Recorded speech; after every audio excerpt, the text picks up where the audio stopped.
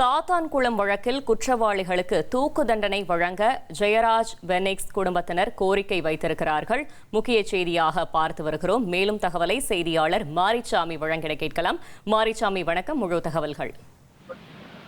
இன்று மதுரை மாவட்ட நீதிமன்றம் மிகவும் பரபரப்பான சூழ்நிலையில் காணப்பட்டது. ஏனென்றால் இது சாத்தான்குளம் அந்த தந்தை மகன் கொலை வழக்கில் இன்று தண்டனை விவரங்கள் அறிவிக்கப்படும் என கூறப்பட்டிருந்தது. அதனால் இன்று காலை நீதிமன்ற அலுவல் நேரம் துவங்கியவுடன் நீதிபதி முத்துக்குமரன் தனது அந்த இறுதிக்கட்ட விசாரணையை துவங்கினார். நீதிபதி முன்பாக ஆய்வாளர் ஸ்ரீதர் உள்ளிட்ட 9 போலீஸ்காரர்கள் ஆஜரானார்கள். ஆய்வாளர் ஸ்ரீதர் முதலாவதாக ஆஜராகி தனது கோரிக்கையை முன்வைத்தார்.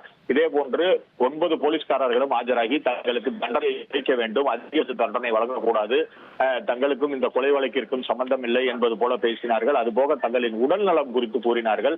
அதுபோக அதற்கு அடுத்தபடியாக பாதிக்கப்பட்ட ஜெயராஜ் பெனிக்ஸ் குடும்பத்தினர் அவர்கள் செய்தது கொலை, அவர்களுக்கு அதிகபட்ச தண்டனை வழங்க வேண்டும், தூக்கு தண்டனை அல்லது வாழ்நாள் ஆயுள் தண்டனை வழங்க வேண்டும் என தெரிவித்தார்கள். இதையெல்லாம் கேட்டுக்கொண்ட நீதிபதி அந்த 9 காவலர்களிடமும் நீங்கள் என்ன வகுப்பு படித்திருந்தீர்கள், உங்கள் குடும்ப சூழ்நிலை என்ன, குடும்ப பின்விவரம் என்ன என்பதையெல்லாம் கேட்டு தெரிந்து கொண்டிருக்கிறார்கள். அதுபோக சிபிஐ வழக்கில் சிபிஐ தரப்பில் ஆஜரான வழக்கறிஞர் விஜயன் அவரது வாதத்தை முன்வைத்தார். காவல் நிலையத்தில் துன்புறுத்தல் தொடர்பான வழக்கு உச்சநீதிமன்றம் பல வழக்குகளில் இது போன்ற தூக்கு தண்டனை, அதாவது அதிகபட்ச தண்டனை விதிப்பதற்கான தீர்ப்புகள் வழங்கியிருக்கிறது, மனித உரிமைக்கு எதிரானது என்றெல்லாம் வாதாடினார்.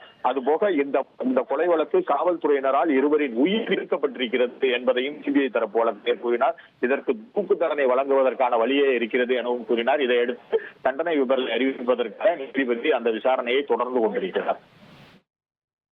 தகவல்களுக்கு நன்றி மாரிச்சாமி. இனி செல்லும் இடமெல்லாம் செய்தி.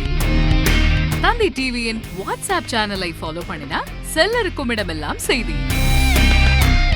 இதோ QR கோட் இப்பவே ஸ்கேன் பண்ணுங்க, ஃபாலோ பண்ணுங்க.